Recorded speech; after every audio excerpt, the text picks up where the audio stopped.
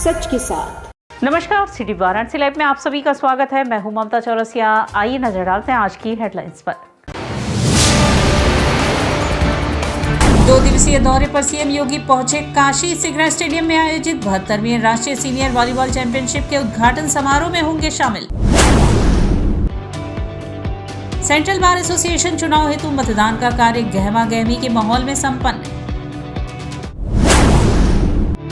वीर Birsa Munda cyclothon के तहत बिहार से निकली साइकिल यात्रा पहुंची काशी, हुआ भव्य स्वागत। और वाराणसी में पूरी अकीदत के साथ मनाया गया हजरत अली की विलादत का जश्न, निकाला गया जुलूस। और अब खबरें विस्तार से। सीएम योगी आदित्यनाथ अपने 2 दिवसीय दौरे पर काशी पहुंचे। सर्किट हाउस में समीक्षा बैठक के बाद बाबा काशी विश्वनाथ के दरबार में हाजिरी लगाई। मुख्यमंत्री योगी आदित्यनाथ शनिवार शाम 2 दिवसीय दौरे पर काशी पहुंचे। आगमन के बाद उन्होंने सर्किट हाउस में जिले के वरिष्ठ अधिकारियों के साथ कानून व्यवस्था की समीक्षा बैठक की।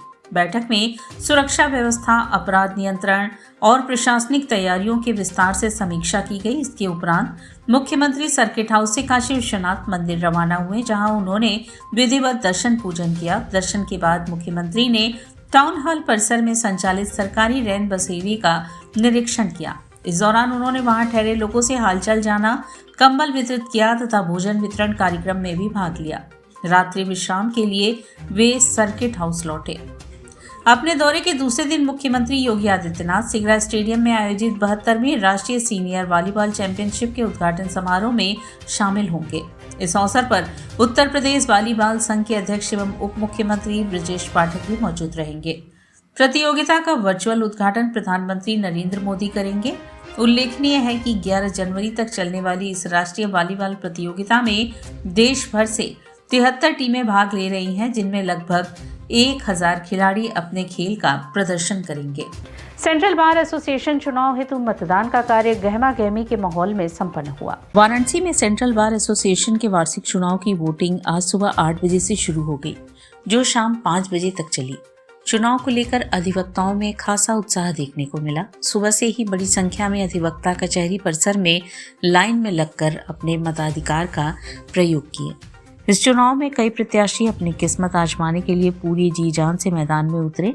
अध्यक्ष, मुख्य अध्यक्ष, उपाध्यक्ष, मंत्री, कोषाध्यक्ष समेत विभिन्न पदों के लिए मुकाबला हो रहा है।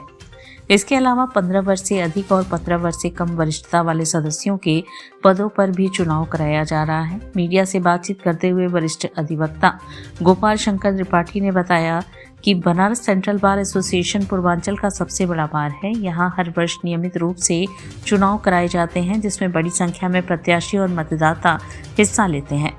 उन्होंने कहा कि कचहरी में मौजूद लगभग सभी अधिवक्ता मतदाता हैं और आज सभी अपने मताधिकार का प्रयोग कर रहे हैं।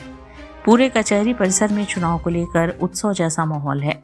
शांतिपूर्ण ढंग से मतदान जारी है और अधिवक्ताओं में लोकतांत्रिक प्रक्रिया में भागीदारी को लेकर खासा जोश देखा जा रहा है। शाम 5 बजे मतदान समाप्त होने के बाद मतगणना की प्रक्रिया शुरू की जाएगी। पूर्वांचल का सबसे बड़ा बार है ये बनारस, जो सेंट्रल बार, और ये वार्षिक चुनाव प्रत्येक वर्ष होता है। कितने पदों पे चल रहा है और कितने लोग शामिल लगभग हुए हैं? मुख्य रूप से जो है अध्यक्ष, महामंत्री, कोषाध्यक्ष, वरिष्ठ उपाध्यक्ष और तमाम मेंबर्स 15 वर्ष से ऊपर, 15 वर्ष से कम, काफ़ी संख्या में, और ये प्रत्येक वर्ष होता है। जब कितने लोग इसमें शिरकत, कितने लोग शामिल होते हैं इसमें? शामिल तो जितने प्रत्याशी हैं वो वही हैं, समर्थक हैं, उनके वोटर्स हैं। जो कचहरी में जो हमारी संख्या है वो सारे वोटर्स हैं। वाराणसी में पूरी अकीदत के साथ हजरत अली की विलादत का जश्न मनाया गया व जुलूस भी निकाले गए। वाराणसी में हजरत अली की विलादत का जश्न शनिवार को पूरी अकीदत के साथ मनाया गया। हजरत अली समिति के तत्वाधान में मैदाकिन स्थित टाउन हॉल से कड़ी सुरक्षा के बीच मौला अली का जुलूस निकाला गया। जुलूस में पूरे उत्साह के साथ हाथ में तिरंगा और धार्मिक परचम लहराते हुए लोग चलते रहे। जुलूस का जगह जगह स्वागत किया गया। जुलूस बुलानाला चौक, दालमंडी, नई सड़क, शेख सलीम फाटक, काली महल, पितरकुंडा, लल्लापुरा होते हुए दरगाह फातमान पहुंचा। यहाँ मौला अली के रोजे पर जुलूस में शामिल लोगों ने जियारत की। इस संबंध में मौलाना शाहिद अब्बास ने बताया कि आज मौलाए कायनात हजरत अली की विलादत की तारीख है। इसी खुशी में लोग एकत्रित हुए हैं। हजरत अली की विलादत का उद्देश्य दुनिया को यह संदेश देना है कि हजरत अली जैसी शख्सियत इस धरती पर नहीं आई, जिन्होंने हक और इंसानियत का पैगाम पूरी दुनिया को दिया। उन्होंने कहा कि हजरत अली ने कभी अपने पराये सिया सुन्नी का भेद नहीं किया, बल्कि केवल इंसानियत को सामने रखकर समाज को आगे बढ़ाया। उन्होंने कहा कि अगर मजहब से ऊपर उठकर इंसानियत जिंदा है तो समाज और आवाम भी जिंदा है। यही पैगाम मौला अली के जुलूस के जरिए लोगों तक पहुंचाया जाता है।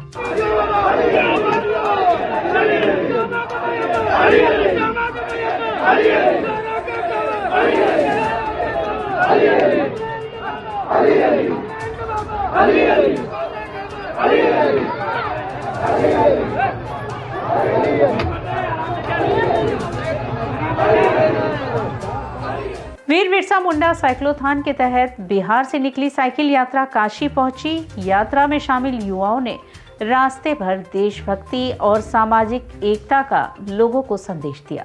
बिहार के सासाराम से प्रारंभ हुआ वीर बिरसा मुंडा साइक्लोथॉन अपने 7वें दिन काशी पहुंचा। यह अभियान देशभक्ति, साहस और सामाजिक समरसता का संदेश लेकर चलता है। लगभग 120 किलोमीटर की कठिन यात्रा में टीम ने हर कदम पर धैर्य, संकल्प और साहस का परिचय दिया। साइक्लोथॉन के दौरान टीम ने बिहार के विभिन्न इलाकों से होते हुए वाराणसी तक की यात्रा पूरी की। रास्ते में स्थानीय लोगों ने प्रतिभागियों का उत्साहवर्धन किया और उनके साहस की सराहना की। टीम ने कठिन रास्तों और मौसम की चुनौतियों का सामना करते हुए लगातार आगे बढ़ने का संदेश दिया। काशी पहुंचने पर टीम का सेना अधिकारी, एनसीसी कैडेट्स और प्रशासनिक अधिकारी द्वारा भव्य स्वागत किया गया। स्वागत समारोह में सांस्कृतिक कार्यक्रमों का आयोजन किया गया, जिसमें स्थानीय जनजातीय संस्कृति और वीर बिरसा मुंडा के आदर्शों को दर्शाया गया। बिहार से आने वाली टीम का मार्गदर्शन कर रहे लेफ्टिनेंट कर्नल अनुज कुमार और अन्य अधिकारी ने कहा कि यह साइक्लोथॉन युवाओं को अनुशासन, साहस और देशभक्ति के मार्ग पर प्रेरित करने का महत्वपूर्ण माध्यम है। प्रतिभागियों ने यह साबित किया कि कठिन रास्ते और चुनौतियां हों, लेकिन मजबूत संकल्प से हर लक्ष्य हासिल किया जा सकता है। टीम ने कहा कि साइक्लोथॉन केवल शारीरिक साहस की परीक्षा नहीं है, बल्कि यह सामाजिक जिम्मेदारी और एकजुटता का संदेश भी देता है। यात्रा के अगले चरण में टीम अन्य जिलों की ओर बढ़ेगी और देश भर में वीर बिरसा मुंडा के आदर्शों का संदेश फैलाएगी। वाराणसी में स्वामी हरसेवानंद के वनपुरवा शाखा में आयोजित इस स्वागत समारोह में जनमानस की भारी भीड़ मौजूद रही और स्थानीय प्रशासन ने सुरक्षा के कड़े इंतजाम किए। इस कार्यक्रम में 91 यूपी बटालियन एनसीसी के तत्वाधान में कर्नल अमर सिंह, विद्यालय के प्रधानाचार्य doctor Ajay Kumar Choubey, MS Yadav, Sukhvir Punia, SS Gurung के साथ 600 कैंडिडेट्स उपस्थित थे। मड़वडी थाना के नाथोपुर गांव में चोरों ने मंदिर को भी नहीं छोड़ा। 20 घंटे तक चोरी की घटना को अंजाम देकर फरार हो गए, जिससे जनता में भारी रोष व्याप्त है। मड़वडी थाना क्षेत्र अंतर्गत बीएलडब्ल्यू चौकी क्षेत्र के नाथोपुर गांव में बीती रात चोरों ने एक मंदिर को निशाना बनाते हुए बड़ी चोरी की घटना को अंजाम दिया। हौसला बुलंद चोर मंदिर में घुसकर करीब 20 घंटे चोरी कर फरार हो गए। घटना के बाद पूरे इलाके में दहशत और आक्रोश का माहौल है। स्थानीय लोगों के अनुसार बीएलडब्ल्यू चौकी क्षेत्र में चोरी की घटनाएं लगातार बढ़ती जा रही हैं। अब तक करीब 5 स्थानों पर चोरी की घटनाएं हो चुकी हैं, लेकिन इसके बावजूद इन पर प्रभावी अंकुश नहीं लग पाया है। क्षेत्रवासियों का आरोप है कि चौकी इंचार्ज चोरी की घटनाओं को रोकने में असफल साबित हो रहे हैं, जिससे चोरों के हौसले और बुलंद होते जा रहे हैं। ग्रामीणों और स्थानीय निवासियों ने बताया कि रात के समय क्षेत्र में पुलिस की गश्त न के बराबर होती है। इसी का फायदा उठाकर चोर लगातार वारदातों को अंजाम दे रहे हैं।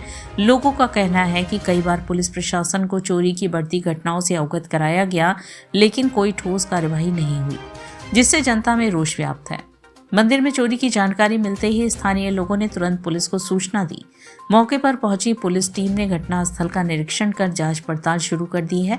इसके साथ ही साक्ष्य संकलन के लिए फोरेंसिक टीम को भी बुलाया गया, जो मौके से अहम सुराग जुटाने में लगी हुई है। इस मामले में मड़वडी थाना प्रभारी ने बताया कि चोरी की घटना को गंभीरता से लिया गया है। आसपास लगे सीसीटीवी कैमरों की फुटेज खंगाली जा रही है और संदिग्धों से पूछताछ की जा रही है। उन्होंने भरोसा दिलाया जल्द ही चोरों की पहचान कर उन्हें गिरफ्तार कर लिया जाएगा। फिलहाल लगातार हो रही चोरियों से नाथूपुर गांव समेत आसपास के इलाकों में भय का माहौल बना हुआ है। स्थानीय लोग पुलिस से रात्रि गश्त बढ़ाने और चोरी की घटनाओं पर सख्त कार्रवाई की मांग कर रहे हैं ताकि क्षेत्र में सुरक्षा का भरोसा कायम हो सके। 15 से 20 घंटे बंधे हुए थे और कई बार ये दान पेटी तोड़कर और चोरी हुआ और ये घंटा आज पूरे घंटा को चोर चोरी कर ले गए। कम से कम ये 50-60 हजार का था। बताइए, ऐसे दिन पर दिन चोरी हो रही है। पुलिस प्रशासन मौके पे आके छानबीन की है और देखिए छानबीन करने के बाद क्या निर्णय निकलता है वो तो बाद में ही पता चलेगा। लेकिन अब इसी तरह चोरियां होती रहेंगी, वो भी रोड के सामने, तो ऐसे कैसे चलेगा। आप लोग हाँ, लिखित हम लोग दिए हैं और एप्लीकेशन भी दिलाया है और देखिए कितने का रहा होगा घंटा? 50 से 60 हजार तक। कितने बजे आप लोग को सूचना मिली कि मंदिर में चोरी हो गई? सूचना हम लोग को 4 से 5 बजे तक पता चला कि मंदिर की घंटियां चोरी। और यहाँ वक्त चला है एक छोटे से ब्रेक का। मिलते हैं ब्रेक के बाद। वाराणसी लाइव, सच के साथ।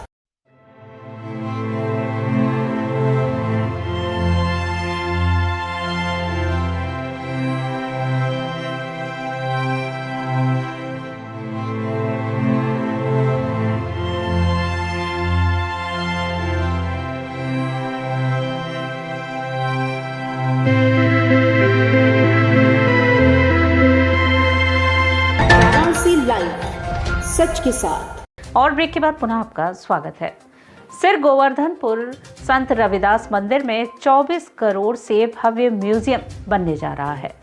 संत शिरोमणि गुरु रविदास की जन्मस्थली सिर गोवर्धनपुर में एक भव्य और अत्याधुनिक म्यूजियम का निर्माण किया जा रहा है। करीब 24 करोड़ रुपए की लागत से यह हाईटेक म्यूजियम लगभग 4000 वर्ग मीटर क्षेत्रफल में बन रहा है। म्यूजियम न सिर्फ आधुनिक तकनीक से सुसज्जित होगा बल्कि यहाँ आने वाले श्रद्धालु और पर्यटक संत रविदास के विचारों के साथ ही उनके आदर्श समाज बेगमपुरा का सजीव अनुभव भी कराएगा। म्यूजियम में 15वीं शताब्दी का एम्बियंस तैयार किया जाएगा, जहां उस दौर की वस्तुएं, वेशभूषा, परिवेश और संगीत के माध्यम से संत रविदास के कालखंड को जीवंत रूप में प्रस्तुत किया जाएगा। यहां ऑडियो विजुअल तकनीकी के जरिए संत रविदास के वचन, पद और वाणी को सुना और महसूस किया जा सकेगा। श्रद्धालु और पर्यटक यह जान सकेंगे कि किस तरह संत रविदास ने सामाजिक समानता, मानवता और प्रेम का संदेश दिया। संत रविदास जयंती से पहले इस म्यूजियम के निर्माण को लेकर सरकार की ओर से मिले इस बड़े तोहफे से रैदासी समाज में खासा उत्साह और खुशी का माहौल है। माना जा रहा है कि यह म्यूजियम न केवल धार्मिक बल्कि सांस्कृतिक और शैक्षणिक दृष्टि से भी बेहद महत्वपूर्ण साबित होगा। देश विदेश से यहाँ श्रद्धालु आते हैं। वाराणसी रविदास मंदिर के प्रबंधक रणवीर सिंह ने बताया कि संत रविदास की जन्मस्थली पर देश ही नहीं बल्कि दुनिया भर के श्रद्धालु दर्शन के लिए आते हैं। म्यूजियम के निर्माण के बाद यहाँ आने वाले लोग संत रविदास के जीवन, संघर्ष और उनकी शिक्षाओं को गहराई से जान सकेंगे। इससे आने वाली पीढ़ियों को भी उनके विचारों से प्रेरणा मिलेगी।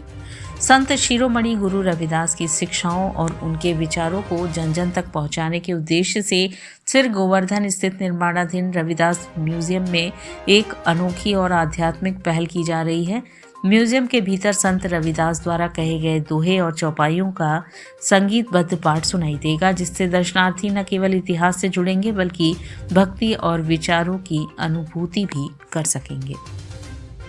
देखिए, जो म्यूजियम बन रहा है उसमें गुरु रविदास महाराज की बानी रहेगी, उनकी जीवनी रहेगी, उनके समकाली जो कबीर महाराज जी हों उनकी जीवनी रहेगी। तो जो हमारे श्रद्धालु आते हैं उनके लिए देखने के लिए म्यूजियम में उनके जीवन में जो घटना हुई हैं उसका चित्र देखने को मिलेगा, उनकी बानी अंकित होगी उसमें। ये लगभग 4000 स्क्वायर फीट में बना। कब तक ये बन तैयार हो जाएगा? ये डेट तो उनकी फरवरी 2027 है, लेकिन दिसंबर में लास्ट में हो सकता है हमारे पास हैंड ओवर में। चौकाघाट स्थित सांस्कृतिक संकुल में क्राफ्ट मेला 2026 का भव्य उद्घाटन हुआ। ये मेला 1 जनवरी से 31 जनवरी तक चलेगा। चौकाघाट स्थित सांस्कृतिक संकुल में क्राफ्ट मेला 2026 का उद्घाटन मुख्य अतिथि अमरीश सिंह भोला, मानस सदस्य वाराणसी विकास प्राधिकरण द्वारा दीप प्रज्वलन से किया गया। इस अवसर पर मुख्य अतिथि अमरीश सिंह बोला ने कहा कि इस क्राफ्ट मेला 2026 न सिर्फ काशीवासी को लाभ होगा बल्कि जरूरतमंद हस्तशिल्पियों की भी सहायता होगी। नए वर्ष पर काशी में आए पर्यटकों एवं आम जनता को भी सीधे हस्तशिल्पियों एवं बुनकरों से सस्ते मूल्य पर वस्तुएं खरीदने का अवसर प्राप्त होगा। इसके लिए उन्होंने संयोजक अमनदीप शर्मा एवं मोहम्मद गुफरान मलिक को बधाई दी और कहा कि जो ग्राहक बनारस के आसपास के जिले से लगन के समय आते हैं उनके लिए भी अच्छा अवसर है। उन्होंने बताया कि क्राफ्ट मेला में हमारे देश का स्वदेशी प्रोडक्ट है। आदरणीय प्रधानमंत्री जी ने लोकल फॉर वोकल का मिशन जो है यह मेन उसके लिए मील का पत्थर है।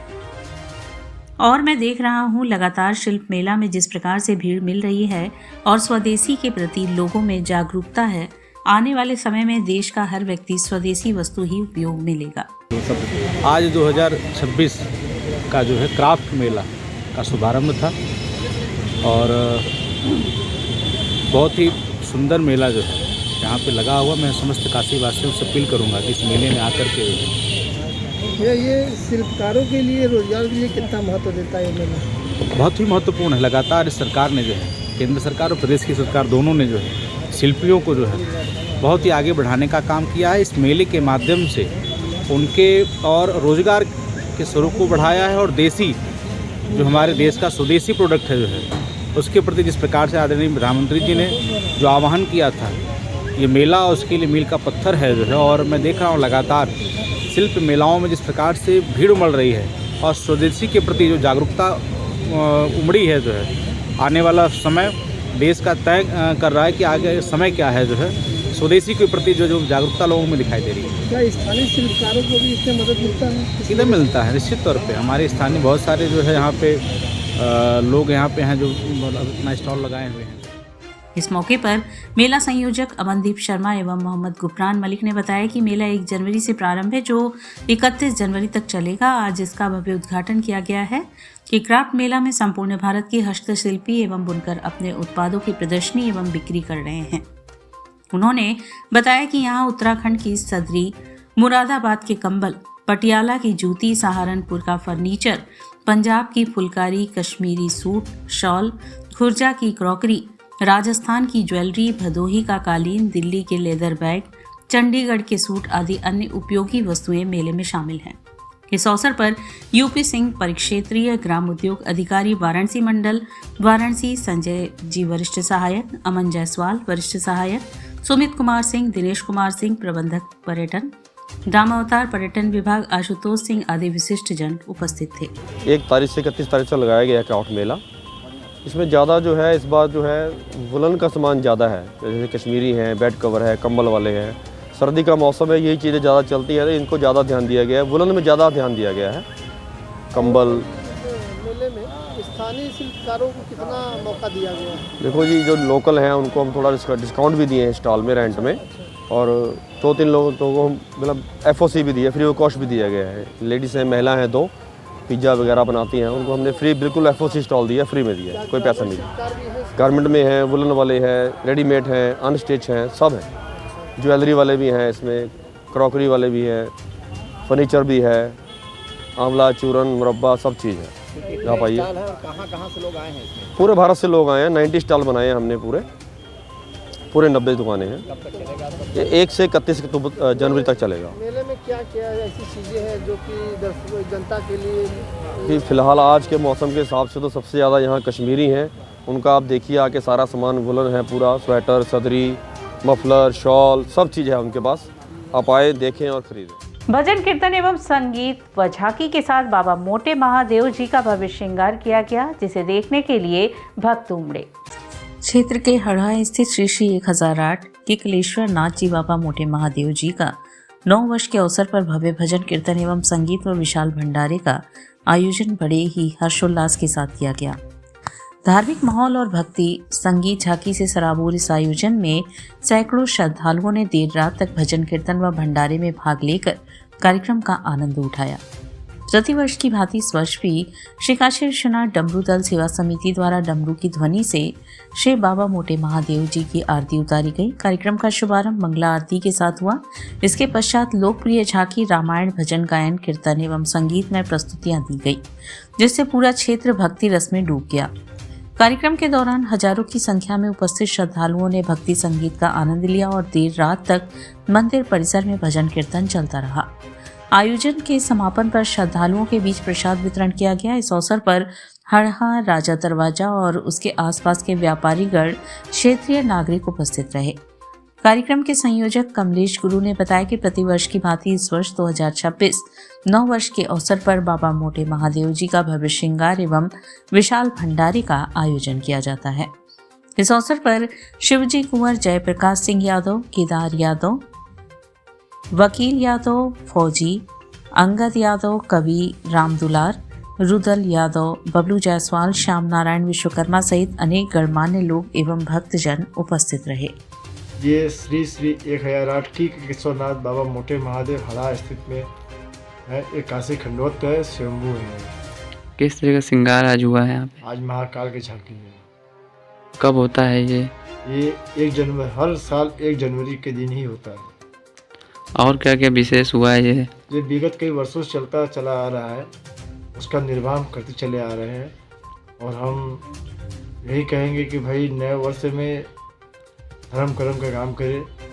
शिव की नगरी में घाट संध्या के माध्यम से भगवान शिव को नित्यांजलि समर्पित की गई। शुक्रवार को जिला प्रशासन वाराणसी की अभिनव पहल के रूप में सुबह बनारस के तत्वाधान में आयोजित दैनिक कार्यक्रम घाट संध्या में सतना से पधारी युवा कलाकार तनिष्का सक्सेना कथक नृत्य के माध्यम से श्री काशी विश्वनाथ को नित्यांजलि अर्पित की। नृत्य का शुभारंभ रुद्राष्टकम नमामि शमीशान पर नृत्य से हुआ। तत्पश्चात गंगा अवतरण की कथा पर मनोहारी नृत्य रहा। इसी क्रम में श्री राम स्तुति, श्री रामचंद्र कृपालु भजमन द्वारा स्तुति को सुंदर स्वरूप में अभिव्यक्त किया गया। साथ ही इसी क्रम में दुर्गा स्तुति, जय जय जग जननी देव पर भावपूर्ण नृत्य रहा, जिसमें कलाकार ने पद, लय, ताल, अंग संचालन एवं अद्भुत भाव भंगिमा के माध्यम से दर्शकों के हृदय को आच्छादित किया। समापन शिव शिव शिव ध्रुपद शैली में निबद्ध रचना पर नृत्य से हुआ। कलाकार को प्रमाण पत्र एवं आशीर्वचन प्रख्यात ज्योतिषाचार्य डॉक्टर जगदीश प्रसाद पटोरिया ने प्रदान किया। कार्यक्रम का संयोजन सुबह बनारस के सचिव एवं संस्थापक डॉक्टर रत्नेश वर्मा ने किया। कार्यक्रम का सफल संचालन डॉक्टर प्रीतेश आचार्य ने किया। इस अवसर पर भारी संख्या में दर्शकगण उपस्थित रहे।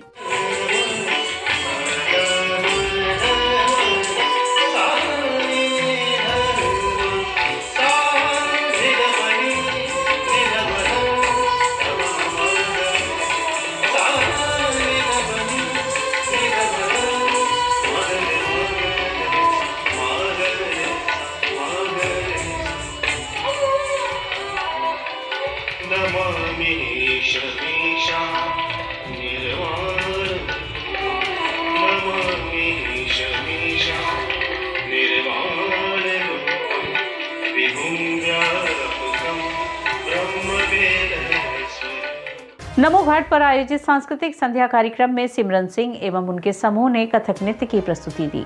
शुक्रवार को जिला प्रशासन वाराणसी एवं मंडलायुक्त एस राज लिंगम एवं जिलाधिकारी सत्येंद्र कुमार की पहल पर आयोजित होने वाले सांस्कृतिक संध्या कार्यक्रम में वाराणसी की सिमरन सिंह एवं उनके समूह के कथक नृत्य का कार्यक्रम आयोजित हुआ।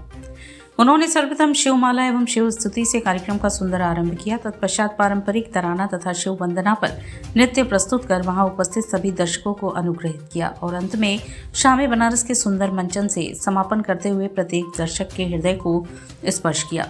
कार्यक्रम का संचालन एवं धन्यवाद ज्ञापन तरुण कुमार सिंह ने किया। कार्यक्रम संयोजक अंशुमान महाराज रहे।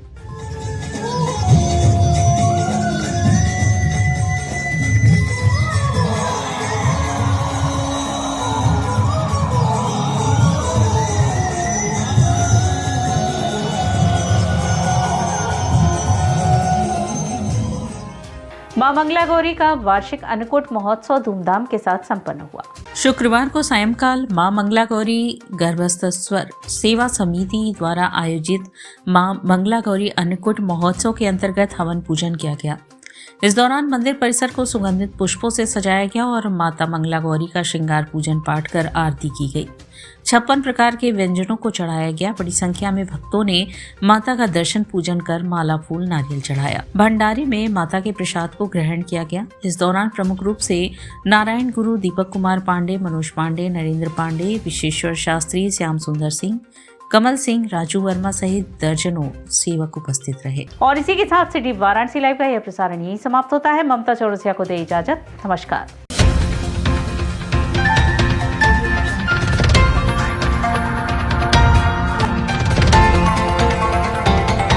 वाराणसी लाइव, सच के साथ।